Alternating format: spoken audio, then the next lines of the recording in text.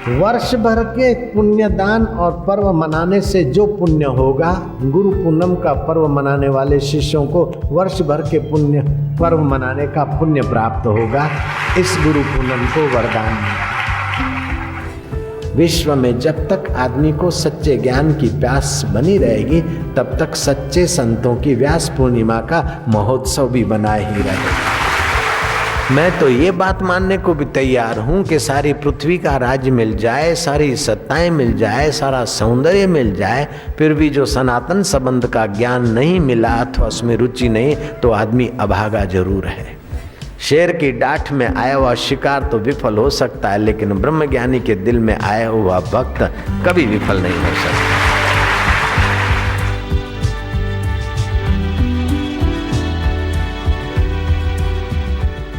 गुरु पूनम का दिन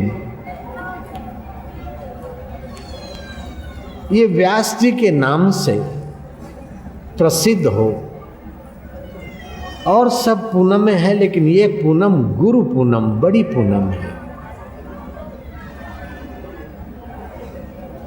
और उत्सव और पर्व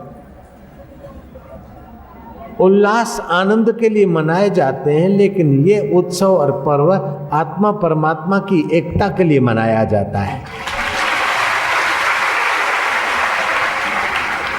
वर्ष भर के पुण्यदान और पर्व मनाने से जो पुण्य होगा, गुरु पूनम का पर्व मनाने वाले शिष्यों को वर्ष भर के पुण्य पर्व मनाने का पुण्य प्राप्त होगा। इस गुरु पूनम को वरदान मिला।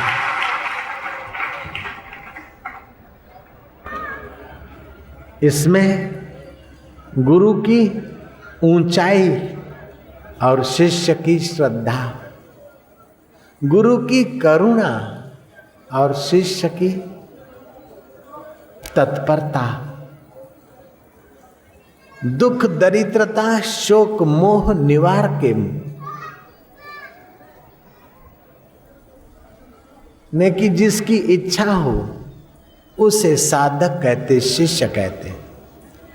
और दुख दरिद्रता शोक मोह निवृत्त करके मुक्ति प्रदान करने का सामर्थ्य देने की जिसमें ताकत होती है उसको गुरु बोलते हैं। गुरु की करुणा और शिष्य की श्रद्धा, दोनों के मेल को बोलते दीक्षा। शांभवी दीक्षा, मांत्री दीक्षा और स्पर्श दीक्षा। वेद पढ़कर आत्मा को नहीं जाना तो वेद क्या पढ़े, विद्या पढ़कर भी मुक्त नहीं हुए तो क्या विद्या पढ़े। पेट भरने के लिए विद्या पढ़े तो तुमने महा अनर्थ किया। विनश्यति विनश्यति। एक बार हिमालय में भगवान दत्तात्रेय और भगवान शंकर की भेंट हो गई। रुद्रप्रयाग क्षेत्र में विचरण करते करते एक दूसरे से मुलाकात हुई। दत्तात्रेय अवधूत ब्रह्मज्ञानी है, आद्य शंकराचार्य भी उच्च कोटि के ब्रह्मवेता थे, फिर भी दत्तात्रेय तो दत्तात्रेय थे। दोनों अपने अपनी जगह भिक्षा लेकर आए और घाट पे बैठकर खाने लगे। तो शंकराचार्य को तो हलवा पूड़ी मेवा मिठाई डट के मिली थी भिक्षा, और दत्तात्रेय को सूखी रोटियां। दत्तात्रेय ने पूछा, आद्य शंकराचार्य अपने लिए तो ऊंचे हैं, लेकिन दत्तात्रेय के आगे तो वो भी बालक है। क्यों रे, आज भिक्षा में इतना सारा बढ़िया माल कैसे मिल गया तुमको? ये फक्कड़ों की भिक्षा नहीं है, जरूर कुछ विद्वता दिखाई होगी, जरूर कोई चालाकी दिखाई होगी, कोई विद्वता दिखाई होगी। विद्या से भोग मिल सकता है, मुक्ति नहीं मिल सकती। विद्या से सुविधा मिल सकती है, लेकिन सच्चा सुख का संबंध नहीं है। सुविधाजनक सुख मिल सकता है, शरीर को सुख मिल सकता है, तुम्हारे आत्मा को सुख देना ब्रह्म विद्या का काम है, लौकिक विद्या का नहीं। क्यों भाई? ये भिक्षा लाए हो, हलवा पूड़ी मेवा मिठाई, तो जरूर लोगों को तो लौकिक विद्या हो। हमको तो सूखे टिक्कड़ मिले और तुमको हलवा पूरी मिले, बताओ क्या किया कुछ? बोले सुंदर लहरी के श्लोकों का पाठ करता हुआ जा रहा था नगर में, तो ब्राह्मण ने सुन लिया और ब्राह्मण पहचान गया कि ये तो बड़े भारी विद्वान है, संत हैं और विद्वान है, तो बाइज्जत ले गया। तो दत्तात्रेय ने कहा कि तुम्हारे विद्या का सुख है, विद्या की सुविधा खा रहे हो, भोग रहे हो, आत्म सुविधा कुछ और है, सुख और है। तो अगर विद्या पढ़कर भी नश्वर सुख मिला तो फिर शाश्वत किससे पाओगे? मनुष्य जीवन पाकर भी नश्वर सुख दुख की थप्पड़े खाकर खत्म हो गए तो शाश्वत कब जानोगे? तो ऐसी प्रेरणा देने वाले सतगुरुओं का पूजन ये ज्ञान का पूजन है। सतगुरुओं का आदर अपने आत्म उद्धार का आदर है। विश्व में जब तक आदमी को सच्चे ज्ञान की प्यास बनी रहेगी तब तक सच्चे संतों की व्यास पूर्णिमा का महोत्सव भी बना ही रहेगा।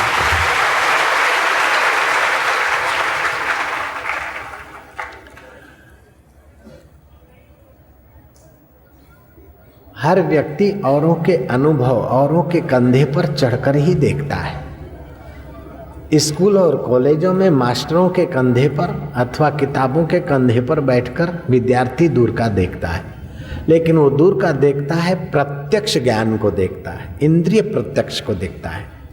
और जो स्वर्ग आदि की भावना करता है वो परोक्ष ज्ञान को जानता है। लेकिन ब्रह्म ज्ञान न इंद्रिय प्रत्यक्ष है न परोक्ष है। ब्रह्म ज्ञान साक्षात अपरोक्ष है जो सदा रहता है। इंद्रिय प्रत्यक्ष को भी जानता है और स्वर्ग के परोक्ष को भी जानता है, वो साक्षात अपरोक्ष है। इस विद्या को देने वाले भगवान व्यास को वरदान मिले और तब से ये गुरु पूर्णिमा शिष्यों के द्वारा मनाई जा रही है। और ये गुरु पूर्णिमा स्वर्ग सुख अथवा संसार सुख नहीं, प्रत्यक्ष अथवा परोक्ष नहीं, साक्षात अपरोक्ष आत्मा का सुख जगाने के लिए व्यास पूर्णिमा संदेश देती है। व्यास उसी को कहते हैं जो तुम्हारी बिखरी हुई वृत्तियों की व्यवस्था कर दे, बिखरी हुई जीवन की धारा को अबिखर के तरफ मोड़ दे, फिर समास पद्धति से मोड़ दे चाहे विस्तार से व्यास पद्धति से मोड़ दे, उसे व्यास कहते हैं। व्यास का पूजन ज्ञान स्वरूप आत्मा का पूजन है। व्यास का आदर अपने जीवन का आदर है। शरीर को तो आदर बहुत मिला, वो आदर आखिर शमशान में पूरा हो जाता है, लेकिन आपकी आत्मा का आदर आपको जानना जरूरी है। और वो व्यास पूनम कहते कि भाई जिससे जाना जाता है उसको जानो, जिससे देखा जाता है उसको देखो, जिससे सुना जाता है उसी को सुनो और आप मुक्त स्वरूप हो जाओ। मौत आकर गला दबोच दे और सब यहाँ धरा रह जाए, उसके पहले वहीं पहुँचो जहाँ मौत की दाल नहीं गलती। भगवान शंकर ने जब वशिष्ठ जी को हिमालय में दर्शन दिया तो वशिष्ठ ने साधना विषय प्रश्न उत्तर किए, तो शिव जी कहते हैं कि हे वशिष्ठ जी, उस परब्रह्म परमात्मा का ज्ञान सुनकर जो 13 निमेष दाएं घुटने को छूकर बाहें घुटने पर राउंड मार के चुटकी बजाना, उसको 1 निमेष बोलते हैं। ये 2 निमेष, ये 3 निमेष, 13 निमेष उस परब्रह्म परमात्मा का ज्ञान सुनकर जो शांति पाता है उसको जगत दान करने का फल होता है। जगदान करने का फल होता है। एक मुहूर्त, एक घड़ी 22.5 मिनट जो उस परब्रह्म परमात्मा का ज्ञान सुनकर शांत होता है उसको वाजपेय यज्ञ करने का फल होता है। जो एक मुहूर्त मतलब 1.5 घंटा जो उस परब्रह्म परमात्मा का ब्रह्म ज्ञान सुनकर विश्रांति पाता है, उसको अश्वमेघ यज्ञ करने का फल प्राप्त होता है। और जो एक पहर उस ब्रह्म ज्ञान के आनंद में रहता है, उसको कई अश्वमेघ यज्ञ करने का फल होता है।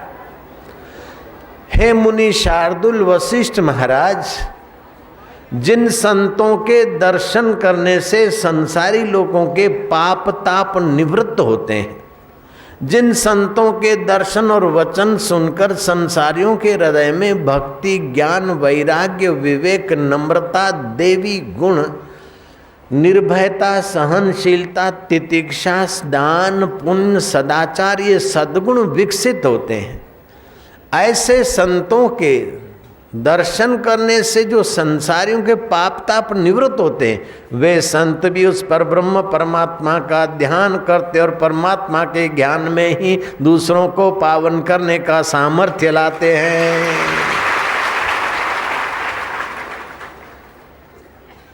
दुनिया की संपत्ति एक आदमी को मिल जाए, दुनिया की सत्ता एक आदमी को मिल जाए और दुनिया का पूरा सौंदर्य की पराकाष्ठा पे पहुंची हुई पत्नी और आज्ञा पालन में फर्स्ट नंबर आया हुआ पुत्र मिल जाए और यश सारे विश्व में नहीं स्वर्ग में भी हो, जैसे खटवांग राजा का, रघु राजा का स्वर्ग में भी यश था, ऐसा हो, फिर भी आत्मज्ञान के बिना पूर्ण शांति, पूर्ण ज्ञान नहीं मिल सकता है। इतना दुर्लभ आत्मज्ञान है। 100 काम छोड़कर भोजन कर लो, 1000 काम छड़ के और स्नान कर लो, 1,00,000 काम छड़ के शुभ कर्म दान पुण्य कर लो, लेकिन करोड़ काम छड़ के हरिदा ध्यान तर लो, हरिदा ज्ञान पर लो। शतम वियाय भोक्तव्यम सहस्त्रम स्नानम आचरेत, लक्षम वियाय दातव्यम कोटि त्यक्त्वा हरि भजेत। तो हरि भजे तो हरि का ज्ञान तो चाहिए, जिसका तुम भजन करते हो उसका ज्ञान तो पाना चाहिए, और जिस संसार के दुखों से छूटना चाहते हो उसके प्रति वैराग्य तो चाहिए। भागवत में कथा आती है कि भक्ति रो रही है, उसके दोनों बेटे मूर्छित हैं, बूढ़े हो गए। इस कथा का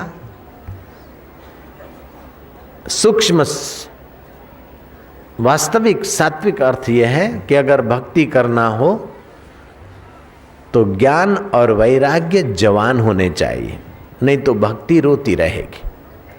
भक्ति जिसके विषय में करते हो उस रब का ज्ञान होना चाहिए, और भक्ति करके जिस परपंच से, दुखों से, जो तुम्हें दुख देते हैं, सताते हैं, यहाँ और वहाँ का लोग बिगाड़ते हैं, उस परपंच के पोल को भी खोल दो। तो पोल खुलेगा तो वैराग्य आएगा, और सत्संग सुनेगा तो ज्ञान आएगा। पोल भी सत्संग के द्वारा ही खुलता है विकारों का। बिनु सत्संग विवेक न होवई, राम कृपा बिनु सुलभ न सोई। भगवान की सामान्य कृपा होगी तो आपको रोजी रोटी में ठीक ठाक, विशेष कृपा हुई तो यश मिलेगा। लेकिन ईश्वर की जब परम कृपा होती है तब परम पुरुष दिव्य परमात्मा का ज्ञान और सत्संग सुनने की रुचि होती है। स्वल्प पुण्यवताम राजन विश्वासो नैव जायते। जिसके अल्प पुण्य है उस बेचारे को विश्वास ही नहीं होता कि शास्त्र सच्चा है, संत के वचन हितकारी। तो हमारे 3 संबंध है। एक जन्मजात संबंध, हम पैदा हुए और हमारे संबंध शुरू हो गए। किसी ने हमको बेटा माना, किसी ने हमको पोता माना, किसी ने हमको भतीजा माना, किसी ने हमको भांजा माना, किसी ने मेरे को भाई माना, तो किसी ने मुझे साला माना। मेरे साले का जन्म हुआ, मेरे भांजे का जन्म हुआ, मेरे बेटे का जन्म हुआ, लोग मानने लग जाते हैं। एक बालक पैदा होता है, सबके यहाँ कोई ना कोई पैदा हो जाता है। बुआ भी जन्म ले लेता है, फईबानो जन्म थयो, दीकरो जन्मे ने तो फईबानो जन्म थई गयो। દીકરાને તો ખબર નથી હું જન્મ્યો, પણ ભાઈબાને ખબર પડી ગઈ હું દીકરો જન્મ્યો। इसको बोलते जन्मजात संबंध। हम बड़े हुए, किसी के दोस्त हुए, किसी के स्टूडेंट हुए, किसी के पड़ोसी बने, किसी के ग्राहक बने तो किसी के दुकानदार बने। ये संपादित संबंध है। जन्मजात संबंध, संपादित संबंध। इन जन्मजात संबंधों को कितना भी संभालो, कभी नाना मरा तो कभी दादी मरी तो कभी काकी मरी तो कभी पिता मरा तो कभी पुत्र मरा, ये जन्मजात संबंध मरते रहते। इन जन्मजात संबंधों में टकराव होता रहता है। कभी बाप नाराज तो कभी बेटा नाराज तो कभी पत्नी नाराज तो कभी कोई नाराज। संपादित संबंध, जन्मजात संबंध, संपादित संबंध। हमने संबंध जोड़े, इसको दोस्त बनाया, इसको पत्नी बनाया, उसको पति बनाया, फिरे फिरे, ये संपादित संबंध है। तो जन्मजात संबंध में मौत होती रहती है और संपादित संबंध में मौत और ज्वालामुखी फूटते रहते हैं। कितना भी किससे अच्छा व्यवहार करो फिर भी कुछ न कुछ कहीं न कहीं रगझग या खटपट होती रहती है। नहीं तो खटपट नहीं हुई, प्रेम हुआ तो मर गया तो फिर उसके चिंतन में भी मन में खटपट होती। ये दो संबंध जिसके आधार से बनते हैं, टिकते हैं और मिटते हैं, फिर दिखते हैं, वो है सनातन संबंध। ये जीवात्मा का परमात्मा के साथ सनातन संबंध है। बचपन के दोस्त का संबंध अभी टूट गया और अगले जन्म के पिता का संबंध अभी नहीं है। दादा का संबंध टूट गया, दादा मर गए। पत्नी डाइवर्स हो गए, संबंध टूट गया। पति नाराज हो गए, छोड़कर चले गए, दूसरी कर ली, संबंध टूट गया। लेकिन बेटी, तेरा और परमात्मा का संबंध तो शरीर टूटने पर भी नहीं टूटता है। पति और पत्नी के संबंध टूटने से क्या हुआ? उसको बोलते सनातन संबंध। मानव, मां माना नहीं, नव माना नया। जो नया नहीं है उसे मानव कहते। जय जय। जो नया नहीं है उसे मानव कहते हैं। सृष्टि भले कोई नई पैदा हो जाए लेकिन मानव नया नहीं है। मानव अनादिकाल से है। ऐसे परमात्मा अनादिकाल से, जब से ईश्वर है तब से जीव है। देखो संस्कृत ने, हमारे साहित्य ने कैसे शब्द रचे। इंसान नहीं बोलते, मानव। मां माना नहीं, नव माना जो नवीन नहीं है वो मानव। तो नवीन नहीं हो तो आप सनातन हो। आप सनातन हो तो आपका सनातन संबंध टिकता है और नवीन संबंध मिट जाता है। कितना भी पकड़ो तो रुकेगा नहीं।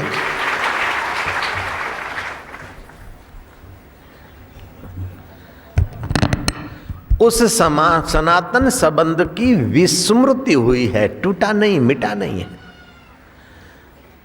सनातन संबंध की विस्मृति के कारण सारे दुख, सारी परेशानियां और सारे विकार हम पर हावी हो गए। अर्जुन को जब सनातन संबंध की स्मृति दिलाने का उपदेश श्री कृष्ण का लगा तो अर्जुन कहता है, नष्टो मोह स्मृति लब्धवा। सनातन संबंध की स्मृति आ गई। नहीं तो भगवान जिसकी घोड़ागाड़ी चला रहे, जिसके घोड़ों की मालिश भगवान करते, जिसके पथ प्रदर्शक भगवान है, वो अर्जुन जो स्वर्ग में गया और स्वर्ग की अप्सरा अर्जुन को आह्वान करती कि मेरे साथ संसार में उतरो। अर्जुन उसके सौंदर्य पर लट्टू नहीं हुआ। उर्वशी ने कहा, अगर तुम मेरे साथ सेक्स नहीं करोगे तो मैं श्राप दे दूंगी। बोले, श्राप सिरोधार्य है, लेकिन मैं अपनी कमर नहीं तोड़वाऊंगा, मैं अपना संयम नहीं खोऊंगा। ऐसा महान वीर योद्धा सशरीर शस्त्र विद्या सीखने को गया था। ऐसा अर्जुन और ऐसे भगवान कृष्ण साथ में है, फिर भी वो सनातन संबंध भूला है तो अर्जुन रो रहा है। विराट रूप का दीदार कराए तब भी अर्जुन भयभीत है। जब भगवान ने कहा सर्वधर्मान परित्यज्य, मैं क्षत्रिय हूँ, मैं ये हूँ, मैं वो हूँ, मेरा ये कर्तव्य है, ये तब सब संपादित और जन्मजात संबंधों को तू याद करता। तेरा सनातन संबंध तुझे पता नहीं। इन सब संबंधों की महत्ता छोड़कर तू सनातन संबंध में जग जा। ममैवांशो जीवलोके जीवभूत सनातन। तू सनातन है। वास्तव में हमारा आत्मा और हम एक हैं। ज्ञान ही आत्मा है और ज्ञान अजन्मा है। ज्ञान का जन्म नहीं होता, वृत्ति का जन्म होता है, सुख दुख का जन्म होता है, लेकिन सुख दुख का दृष्टा का जन्म नहीं होता। ज्ञान की मृत्यु भी नहीं होती है। ज्ञान मर गया वो किससे दिखेगा? अज्ञान से दिखेगा। ज्ञान मर गया ये अज्ञान से नहीं दिखेगा। तो ज्ञान की मौत भी नहीं होती, ज्ञान का जन्म भी नहीं होता, लेकिन ज्ञान की विस्मृति हो गई। बोलिया जब भी आपनू तभी होया खराब। तो इस विस्मृति को दूर करके सत्य स्वरूप आत्म महिमा की स्मृति करा दे, ऐसा कोई गुरु चाहिए। गु माना अंधकार, रू माना प्रकाश। अंधकार से हटाकर हमें आत्म प्रकाश के तरफ ले चले, ऐसा गुरु चाहिए। साइंटिस्टों ने खोज की, पानी को तोड़ा, ऑक्सीजन और हाइड्रोजन ऑक्सीजन मिला। लेकिन हाइड्रोजन ऑक्सीजन, पानी को तोड़ो तो हाइड्रोजन ऑक्सीजन दो गैस मिली। अब उन दोनों को जोड़ो तो पानी नहीं बनता, बादल बन जाते हैं। पानी तभी बनता है जब बिजली चमकती है। विज्ञानियों ने नाम रखा कैटालिक एजेंट। जब कैटालिक एजेंट रूपी बिजली चमकती है तब हाइड्रोजन ऑक्सीजन में से पानी हो जाता है। ऐसे ये जीवात्मा और परमात्मा सनातन है। लेकिन जब तक सतगुरु रूपी कैटालिक एजेंट की कृपा नहीं होती तब तक उनकी ब्रह्म भाव की मुलाकात नहीं होती। कृष्ण मित्र होकर उपदेश दे रहे थे और अर्जुन सुन भी रहा था, शंकाएं भी कर रहा था, समाधान भी पा रहा था। लेकिन जब श्री कृष्ण के चरणों में अर्जुन आता है और कृष्ण कहते हैं सर्वधर्मान परित्यजे मामेकम शरणम व्रज, मेरी शरण में आ जा, बन गया साधि शिष्योस्मि, मैं शिष्य हूँ। और जब अर्जुन शिष्यत्व को उपलब्ध हुआ और भगवान गुरु रूप में आकर उपदेश देते हैं तो अर्जुन का काम बन गया और सनातन संबंध की स्मृति हो गई। अर्जुन ये नहीं कहता नष्टो मोह भगवत प्राप्ति हुई, नष्टो मोह स्मृति लब्ध हुआ। कैसे लब्ध हुआ? तव प्रसादात, तुम्हारे प्रसाद से। मया अच्युत, हे अच्युत तुम्हारे प्रसाद से मेरे को स्मृति। नष्टो मोह स्मृति लब्धवा तव प्रसादात मया अच्युत स्थिरो अस्मि, अब मैं स्थिर हो गया। गत संदेह, अब मेरे सारे संशय चले गए। करिष्ये वचनम तवा, बुआ के बच्चे पहले कहाँ था तो श्री कृष्ण की बुआ का पुत्र है अर्जुन। बुआ का बच्चा पहले तो सुन रहा था, लेकिन जब शिष्य बना और भगवान ने गुरु भाव में आकर उपदेश दिया, अज्ञान मिटा और सारे दुख चले गए। विराट रूप के दर्शन किए, उपदेश दिए, सांत्वना मिली। नारायणी सेना का त्याग करके तूने मेरे को चाहा है तो तेरी नजर मुझ पर है। हे बहादुर, हे वीर, हे धनंजय, धनंजय धन का स्वामी। मैं इस वस्तु का स्वामी कब हूँ कि मैं इसका उपयोग करूँ, चाहे किसी को दे दूँ तो मैं स्वामी हूँ। मैं चौकीदारी करके मर जाऊँ तो मैं इसका पटावाला चौकीदार। ऐसे मैं लाखों लाखों चौकीदारों को जानता हूँ, लाखों लाखों चपरासियों को जानता हूँ जो रुपयों को, पैसों को, वस्तुओं को संभाल संभाल के मर जाते हैं। जयराम जी की मिलियनर बिलियनर कहलाकर अहंकार का सुख लेते, लेकिन आत्म सुख से बहुत दूर होते। अमेरिका में धनाढ्य आदमी की पहचान की एक रीत है। जो बड़ा धनाढ्य है उसको 40 साल की उम्र में डायबिटीज होना चाहिए। अगर डायबिटीज नहीं है तो हाई बीपी, लो बीपी, अनिद्रा आदि आदि रोग होना चाहिए बड़े आदमी की पहचान। और भारत में बड़े आदमी की पहचान क्या कि कम से कम वस्तु ले, कम से कम व्यक्ति और कम से कम वस्तुओं से अधिक सुखी रह सके, और कम से कम ले और अधिक से अधिक सुख दे और सच्चा सुख दिखा दे, वो बड़ा व्यक्ति है, वो बड़ा महात्मा है। राजा जनक अष्टावक्र 12 साल के, और राजा जनक विशाल काय, विशाल मति, विशाल धन के धनी अष्टावक्र के शिष्य बन रहे हैं। 12 साल का गुरु है और 50 साल का शिष्य है। यहाँ ज्ञान का आदर है। ये ज्ञान अद्भुत ज्ञान है।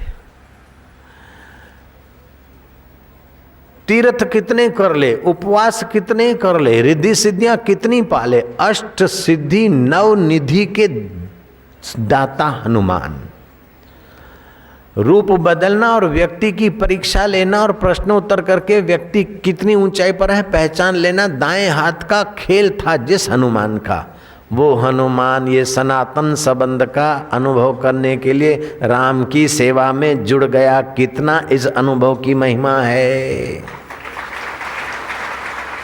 अष्ट सिद्धि नव निधि है। और हनुमान जी को सेवा क्या मिली? दूसरा कोई होता तो बोले महाराज पत्नी तुम्हारी चल गई, हम तो बाल ब्रह्मचारी, हमें तो कोई साधना का मंत्र दो, एकांत में जपेंगे। लेकिन हनुमान जी नहीं, जिन सेव्या तिन पाया, मान लग गए। एक ब्रह्मचारी और स्त्री खोजने की सेवा में लग गए। लेकिन किसकी सेवा है? राम की। और राम अपने आप में जगे हुए पुरुष हैं। राम अपने सनातन संबंध से सुज्ञ है। जब हनुमान जी की सेवा से अति प्रसन्न होकर राम जी ने पूछा, क हनुमंत प्रति उपकार करूं का तोरा, सन्मुख हो न सके मुख मोरा। मणियों की माला, मोतियों की माला भी तुझे कंकड़ पत्थर लगती, इतना तू विवेकी, अब तेरी सेवा के बदले। बोले प्रभु आपको जो श्रेष्ठ लगे वही दीजिए। राम जी ने कहा श्रेष्ठ तो भाई उपनिषदों का ज्ञान है, सनातन संबंध का ज्ञान है। हनुमान जी को ब्रह्म ज्ञान का उपदेश दिया राम जी ने।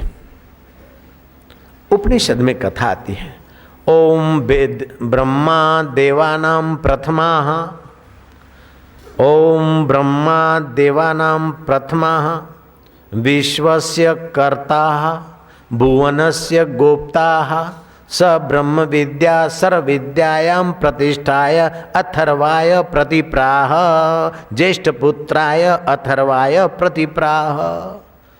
ब्रह्मा जी सृष्टि के कर्ता हैं, देवों से प्रथम है, बाद में देव पैदा हुए, पहले ब्रह्मदेव ब्रह्मा जी हुए। और सृष्टि के कर्ता हैं, भुवनों के गोप्ता हैं, रहस्य जानते हैं।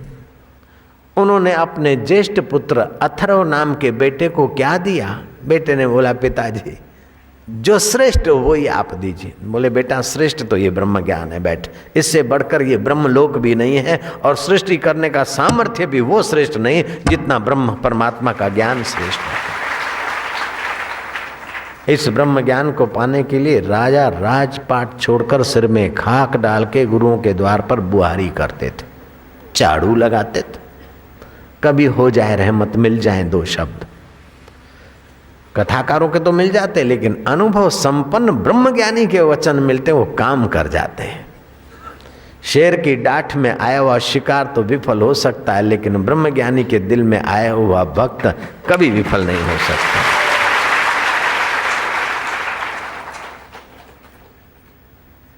तो मानव, बुद्धिमान मानव हमेशा, किसी ने एक पानी का प्याला पिलाया तभी आप उसका धन्यवाद किए बिना आपको अच्छा नहीं लगता। Thank you. किसी ने राह दिखाई, धन्यवाद, शुक्रिया कहते। तो हम कृतज्ञ न हो जाएं। करोड़ों करोड़ों जन्मों में करोड़ों करोड़ों पिता नहीं दे सके, करोड़ों करोड़ों माताएं न दे सकी, करोड़ों करोड़ों अरबों अरबों मित्र नहीं दे सके, वो सनातन संबंध का ज्ञान और उनको अनुभव करने की कृपा जो दे रहे हैं, उसका उपकार मानने का दिन वह गुरु पूनम का दिन। केवल उपकार मानने के लिए नहीं, अपितु पाठ बदलने का दिन गुरु पूनम का दिन। चौथी कक्षा में तो 5वीं में आओ। हमारे 5 शरीर हैं। ये जो आंखों से दिखता है उसे अन्नमय कोश बोलते हैं। इसके भीतर प्राणमय कोश है। प्राण निकल गए तो अन्नमय कोश की कोई वैल्यू नहीं। प्राणमय कोश में हम जीते हैं, रात को नींद में सोए रहते हैं। लेकिन मनोमय कोश सोया है तो प्राणमय कोश होते हुए भी हम अनजान हैं, कोई आया गया। तो प्राणमय कोश के अंदर मनोमय कोश है। मनोमय कोश के अंदर विज्ञानमय कोश है, 5 ज्ञान इंद्रिय और बुद्धि। विज्ञानमय कोश की गहराई में आनंदमय कोश, और उसकी गहराई में वो तुम्हारा सनातन संबंध है। उस सनातन संबंध की सत्ता से तुम्हारा शीतल श्वास जाता है, टकराता है, उष्ण होकर आता है। उसी सनातन संबंध के प्रभाव से तुम्हारे मन की चंचलता तुम देखते हो, बुद्धि के निर्णय बदलते हैं उसको भी तुम जानते हो। कृष्ण ने कहा ज्योतिषाम अपि तज्ज्योति तमसा परम उच्यते। बहुत सनातन संबंध तुम्हारा कैसा है? ज्योतिषाम अपि तज्ज्योति। कृष्ण के मुंह से जो वचन निकले वो आपके मुंह से भी थोड़े उच्चारित हो जाए।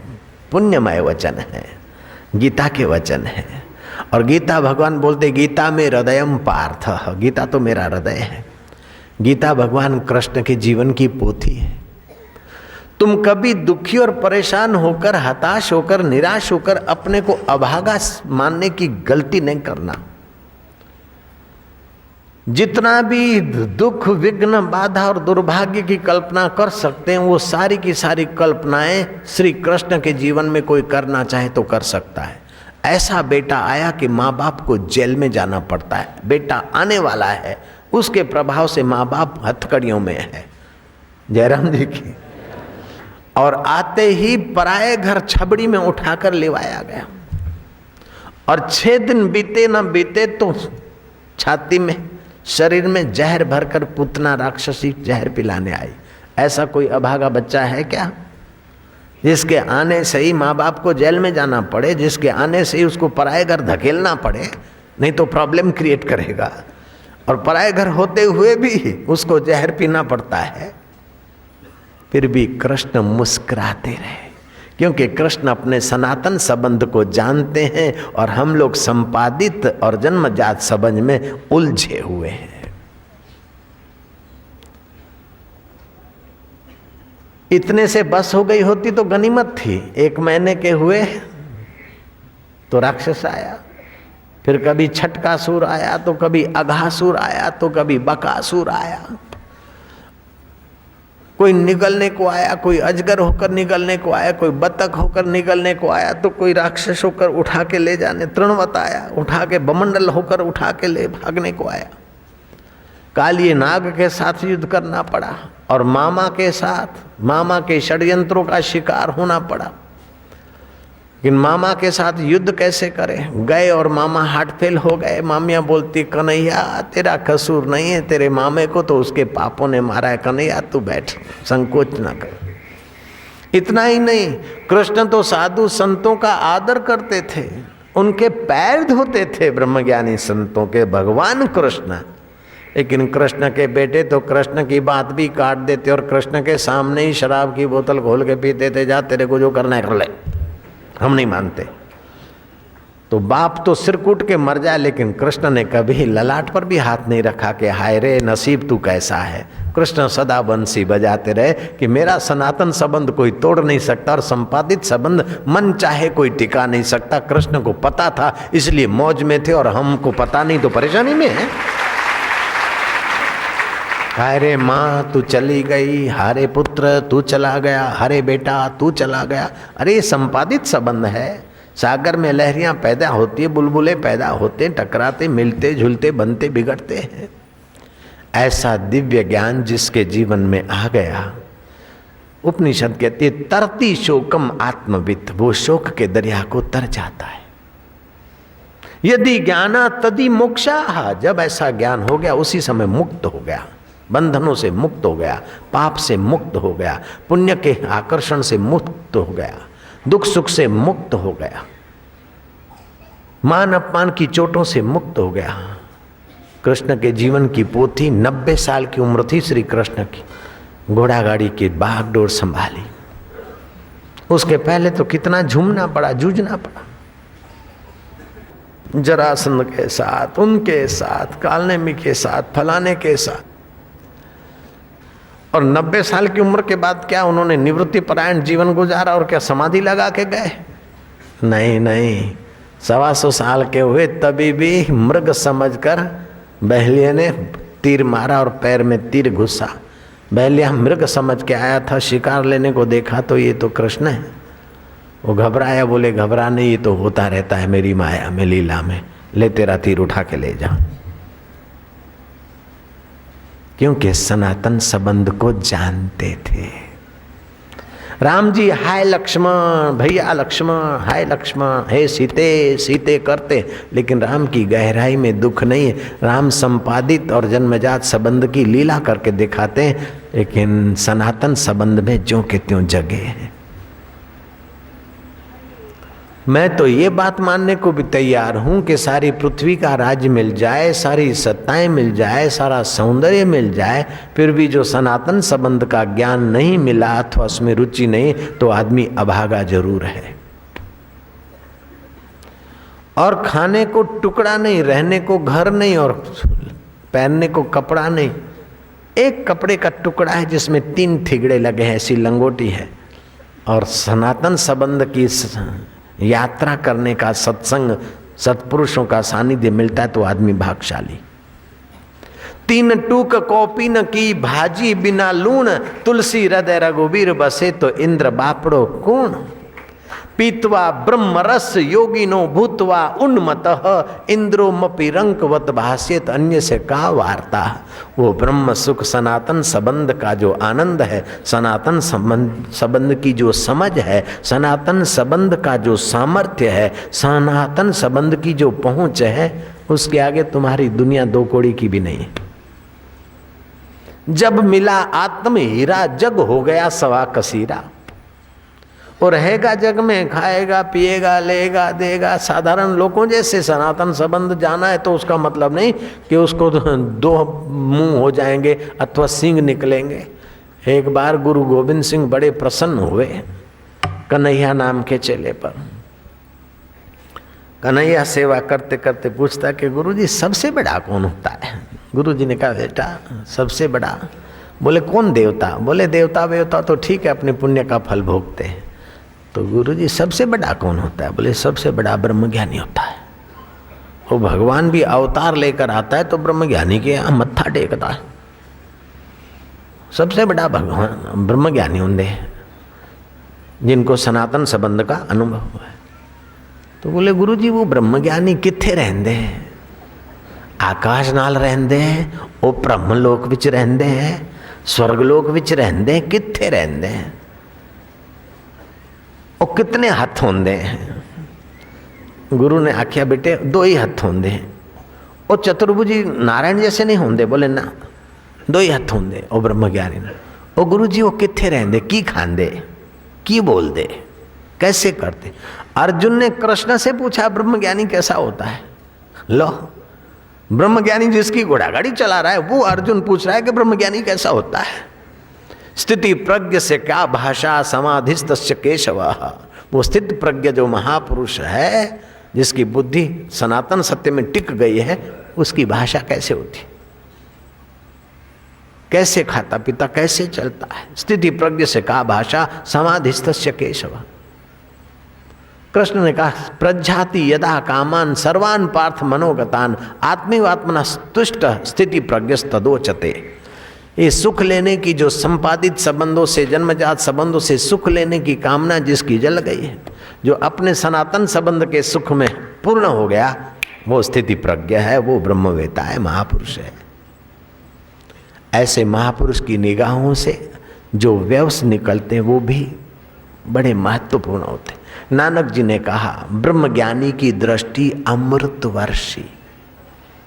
ब्रह्मज्ञानी का दर्शन वड भागी पावे, ब्रह्मज्ञानी को बल बल जावे। ब्रह्मज्ञानी की मत कौन बखाने। मत जो भगवान में टिक गई है वो मत कौन बखाने। मेरे को पक्का याद है कि गुजरात में महसाणा जंक्शन पर हमारी गाड़ी आ रही थी। मेरे गुरुजी के साथ में था। डॉक्टर शोभ सिंह गुरु का निकट का शिष्य था, अब वो मर गया। उसने टाइम्स ऑफ इंडिया पढ़कर बताया कि बापूजी आज से 25-27 साल पहले की बात है, नारायण नहीं जन्मा था तब की बात है। अर्थात नारायण के बाप का जन्म नहीं हुआ था तब की बात है। नारायण के जन्मने से नारायण के बाप का जन्म हुआ, नारायण के दादी का जन्म हुआ, नारायण के मम्मी का जन्म हुआ, काकी का जन्म हुआ।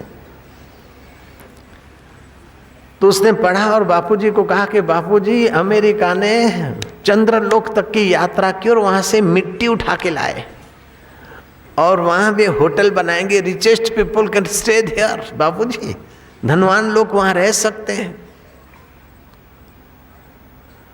हॉलीडे होम बन जाएगा। बापू ने कहा क्या वो पड़ता है? बोले हाँ बापूजी देखो ये फोटो भी आए, ये देखो रॉकेट का ये। बापूजी ने 1 मिनट चालू गाड़ी में उस सनातन संबंध में विश्रांति पाली और बापूजी ठाका मार के ऐसे बोले रख दे एक बार। चंद्रलोक पे होटल बनाएंगे, कुछ नहीं, अभी उनकी कल्पना है, मेहनत कर करके थक जाएंगे, होटल बोटल नहीं बनेगी। अब 26 साल हो गया, मैंने तो अभी तक नहीं सुना, आपने सुना हो तो मेरे को बताओ। वो कैसा सनातन सत्य है जो रिसर्च करने वाले वर्षों की रिसर्च के बाद भी अपनी कल्पनाओं में गोथा खा जाते हैं, लेकिन महापुरुष सनातन संबंध में समाधिस्थ होकर जो लिखा है उसमें लकीर में फकीर नहीं हुई। विज्ञानियों ने चिल्लाया था कि स्त्री अगर यौवन की रक्षा चाहती है तो अपने शिशु को अपना दूध न पिलाए, क्योंकि दूध भी उसके सत्व खींचता है, उसके शरीर के खाए हुए खुराक में से ही बनता है। तो ऐसा प्रचार हुआ और जो तथाकथित पढ़ी लिखी युवतियां हैं वो एनिमल फूड पर बच्चों को रखा। वही विज्ञानियों का रिसर्च जो घोषणा करते थे कि अपने यौवन की सुरक्षा, स्वास्थ्य की सुरक्षा चाहो तो अपने को निचोने वाले शिशु के मुंह में अपना स्तन मत दो। अब फिर विज्ञानियों को झक मार के प्रचार करना पड़ा कि मनुष्य प्राणी मनुष्य से जन्मा है, मनुष्य की अकल और पशु की अकल में फर्क है। तो जो मनुष्य के बेटे को जन्मजात पशु का ही दूध पिलाते हैं तो उसकी बुद्धि का विकास इतना नहीं होगा, और कुदरत ने जो शिशु पालन की ऊर्जा एनर्जी दी है उसका दुरुपयोग होने से स्तन का कैंसर और दूसरी बीमारियां घेरेगी। स्त्री को चाहिए कि अपने स्वास्थ्य के लिए और शिशु के विकास के लिए अपना ही दूध पिलाएं। उन्हीं ने कहा था कि अपने स्वास्थ्य के लिए, अपने विकास के लिए दूध न पिलाएं, और उन्हीं को जख मार के बोलना पड़ा कि पिलाएं, क्योंकि उनकी खोज बुद्धि तक थी और महापुरुषों की खोज सनातन सत्य में जाकर होती है। इसलिए अभी भी वही के वही। आज से 5220 वर्ष पहले श्रीमद् भागवत लिखने वाले व्यास जी ने लिखा कि कलयुग का प्रभाव बढ़ेगा तो साधु संत एकांत गिरी गुफाएं छोड़कर शहरों में आएंगे, नगरों में आएंगे और वहीं अपने मठ मंदिर बनाएंगे। वो 5000 वर्ष पहले तो कल्पना भी नहीं कर सकते थे कि ऐसा होगा, लेकिन अब देखो हो ही रहा है, तुम्हारे सामने है। अपनी गिरी गुफा तो क्या छोड़ा, अपना डेरा छोड़ के भी थे आए। कलयुग का प्रभाव बढ़ते बढ़ते यहाँ तक चला जाएगा कि कन्या 11-12 साल की होगी और वो मासिक धर्म देखने लगेगी। हालांकि उस जमाने में 20 साल के बाद होता था मासिक, और उस जमाने में ये कहना विरोध मोल लेना था कि 12 साल की लड़की और माँ बनने की क्षमता है। कई अखबारों में सुनते हो 11-12 वर्ष की लड़की कन्या माँ बन गई। और ऐसा भी जमाना आएगा कि जो अभी गृहिणी घर में ही रहती है वो बाजारों में सेल्समैनी करेगी, धंधा व्यापार नौकरी एक करेगी। और वो भी जमाना आएगा कि खुले आम जुगाड़ होगा। लॉटरी सिस्टम सरकार के तरफ से खुले आम जुगाड़ कराया जा रहा है। जयराम जी की खुले आम गौ मांस बिकेगा और राजा प्रजा के शोषक होंगे। अब कोई सज्जन हो, आप जैसे सत्संगी हो, उनकी बात नहीं है, आम आदमी की बात। जयराम जी की जो 5220 वर्ष पहले, उस समय ऐसी कोई कल्पना भी नहीं कर सकता है, लेकिन व्यास जी ने लिखा। कहने का तात्पर्य है कि ये व्यास पूर्णिमा, व्यास पूर्णिमा का मतलब जो हमारी वृत्तियां बिखरी है उनको सुव्यवस्थित करके हमारे सनातन संबंध के तरफ ले जाए, उसे व्यास कहते हैं। समासेन व्यासेन, कृष्ण कहते हैं मैं विस्तार से, व्यास का अर्थ दूसरा होता है विस्तार से, विस्तार से अथवा समास से हमारे सनातन संबंध के तरफ हमको आकर्षित कर दे, आह्लादित कर दे, आनंदित कर दे। ऐसे महापुरुष को आज भी व्यास गद्दी पर देखकर हम व्यास की स्मृति में उनको प्रणाम करते हैं। दुनिया का प्रथम आर्ष ग्रंथ ब्रह्म सूत्र भगवान व्यास ने बनाया। समास ग्रंथ, बहुत लंबी बात और छोटे थोड़े शब्दों में सूत्रों में कह दी, उसको समास पद्धति बोलते हैं। और थोड़ी बात समझाने के लिए विस्तार कर दिया, उसको व्यास पद्धति बोलते हैं। और बिखरी हुई वृत्तियों को ठीक जगह पे लगाने की व्यवस्था कर दे, उनको व्यास बोलते हैं। बिखरे हुए जीवन को जीवनदाता के तरफ लगा दे, उसे हम व्यास कहते हैं। तो व्यास ने जब महाभारत पंचम वेद ग्रंथ तैयार किया विस्तार से, भागवत 4 श्लोक का है और विस्तार करके 18,000 श्लोक बनाए। और आज भागवत की कथा सुनकर हजारों दिलों में शांति, लाखों दिलों में शांति, करोड़ों दिलों में भक्ति का संचार हुआ। ये व्यास जी की देन है। व्यास जी ने जब ये पंचम ग्रंथ बनाया महाभारत, तो युद्ध की बात, व्यवहार की बात, कर्म की बात, धर्म की बात, तप की बात, व्रत की बात, संसारी गृहस्थी को कैसे जीना चाहिए कि वो नम्रता संयुक्त व्यवहार करे, अपने कमाई का 10वां हिस्सा शुभ कर्म में लगाए, महीने में नहीं तो वर्ष में कुछ दिन निकाले विरक्त महात्माओं का संग करे, जो छोड़ जाने वाली वस्तु, व्यक्ति और परिस्थिति है उनकी आसक्ति छोड़ने की तैयारी करे, कुटुंबी जबरन शमशान में ले जाकर अग्नि दान दे दे, उसके पहले गृहस्थियों को भक्ति का दान, ज्ञान का दान और हरि रस का दान प्राप्त कर लेना चाहिए। अपना व्यवहार ऐसा रखे कि कभी भी समय आए, कभी भी काल गला दबोच के ले जा सके, तो आसक्ति न बने कि उसके कारण फिर भटकना पड़े। दिन को ऐसा काम करे कि रात को चैन की नींद आए, और 8 महीने ऐसा काम करे कि चतुर्मास आराम से भजन कर सके उस धन से, संपत्ति से, और अपने दाता को जान सके। जन्मजात संबंध, संपादित संबंध और सनातन संबंध, 3 संबंध है। ऐसे 3 ऋतु है, सर्दी, गर्मी और बारिश। सर्दी गर्मी में इतना कमा ले, संपादित और जन्मजात संबंध से इतना व्यवहार कर ले कि सनातन संबंध के लिए चतुर्मास निकाल के अपना साधन भजन करे। तो व्यास पूर्णिमा के दिन से चतुर्मास शुरू होता है। साधु संत एकांत जगह में रहकर उपनिषदों का अध्ययन करते, जप ध्यान करते और दूसरों को प्रसाद बांटते। और गृहस्थी भी उन दिनों में पुण्यमय सावन महीने में व्रत पर्व है, कुछ आध्यात्मिक कमाई करते हैं। व्यास जी के इस महाभारत के पंचम वेद रूपी ग्रंथ के गुण और ब्रह्म सूत्र की महिमा जानकर देवता प्रसन्न हुए और वरदान दिया कि व्यास तुम जुग जुग जियो। जन्म मरण के चक्कर में फंसा हुआ जीव, ये तुम्हारे ज्ञान और कथा वार्ताओं से वो मुक्ति के रास्ते चलेगा। आज की पूनम को हम वरदान देते हैं कि इस पूनम को जो शिष्य मनाएंगे उनको वर्ष भर के पुण्य कर्म करने का पुण्य प्राप्त हो जाएगा।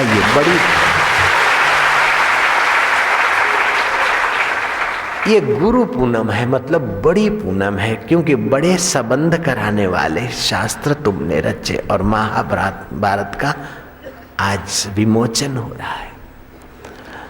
अभी भी कोई भागवत की कथा पर वक्ता बैठता है व्यासपीठ जगह पर, गद्दी पर, तो उसे बोलते हैं व्यासपीठ ऊपर फलाना महाराज विराज से। व्यासपीठ पर फलाने महाराज, वो व्यासदेव की स्मृति में। तो शास्त्रकार कहते हैं कि व्यवहार में तुम्हारे जीवन में भीतर से त्याग होना चाहिए, क्योंकि छोड़कर मरना है, आसक्ति लेके जाओगे तो दुख होगा।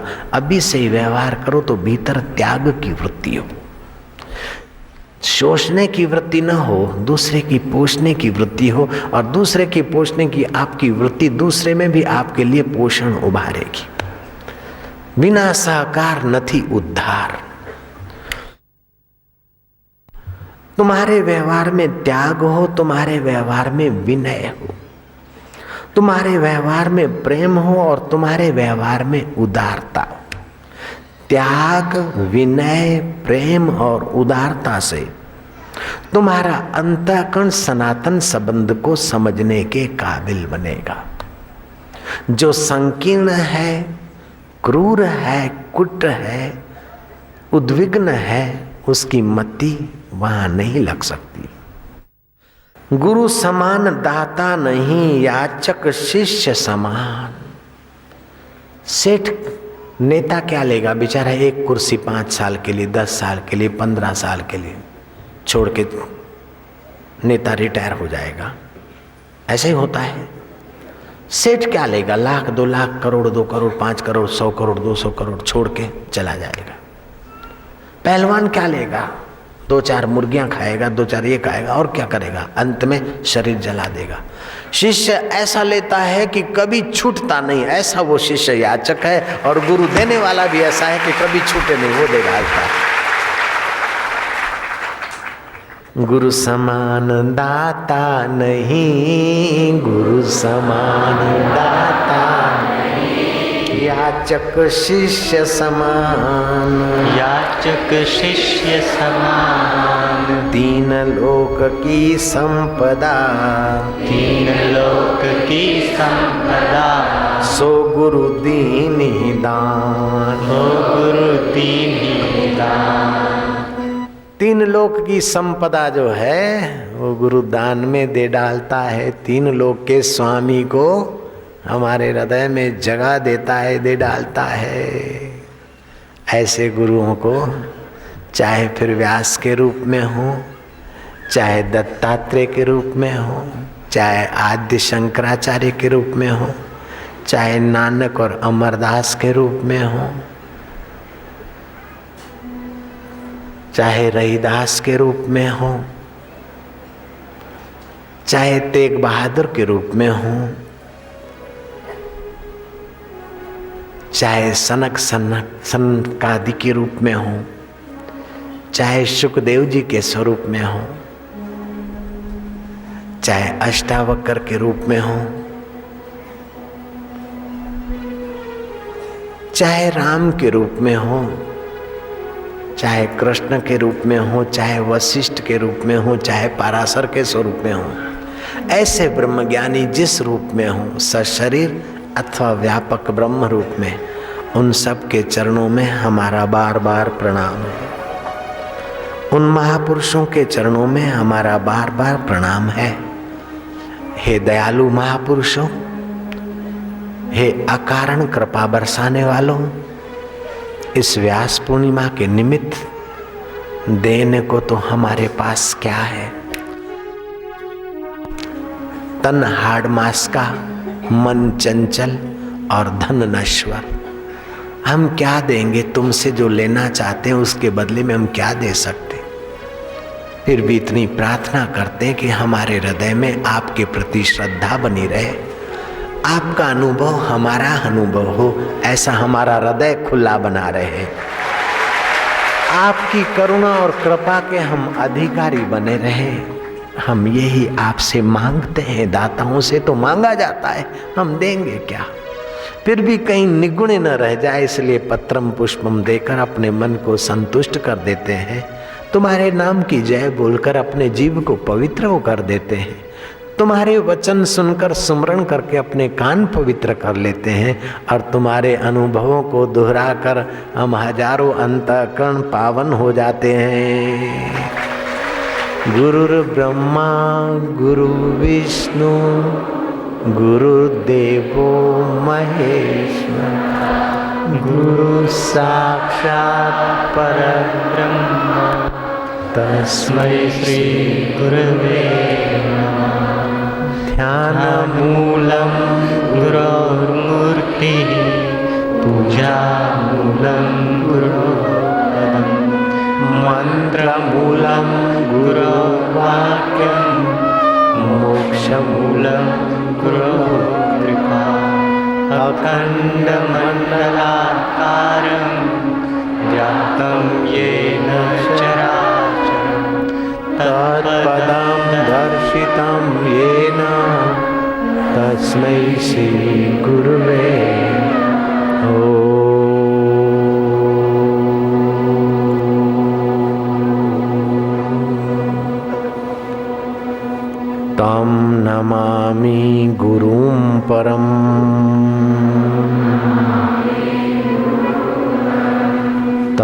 नमामि हरिं परम त्वं नमामि हरिं परम ॐ सहना भवतु सहनौ भुनक्तु यं कर्वावहै तेजस्विनावधीतमस्तु